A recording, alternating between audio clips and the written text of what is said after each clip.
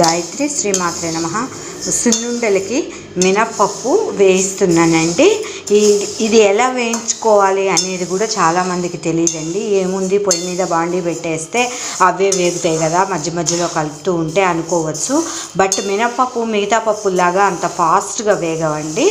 పైన వేగినట్టు ఎర్రగా కనిపించినప్పటికి కూడా లోపల పచ్చిదనం అట్లనే ఉంటుంది.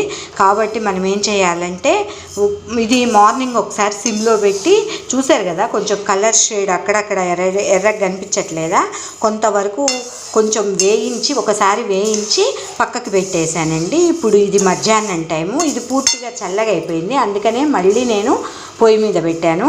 అది కూడా లో ఫ్లేమ్లో పెట్టుకోవాలండి, చాలా చిన్నగా. చూసారు కదా, ఇలా పెట్టుకొని నిదానంగా మళ్ళీ ఇంకో ట్రిప్ వేయించుకోవాలండి. వేయించుకొని దీన్ని పూర్తిగా చల్లారనివ్వాలి.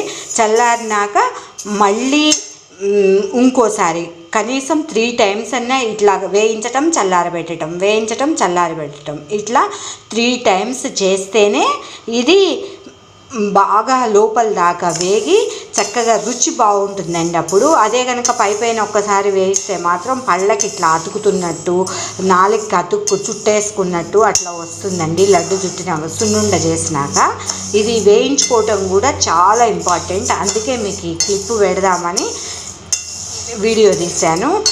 నా వీడియోలు మీకు నచ్చినట్టయితే please like, share, comment, please subscribe.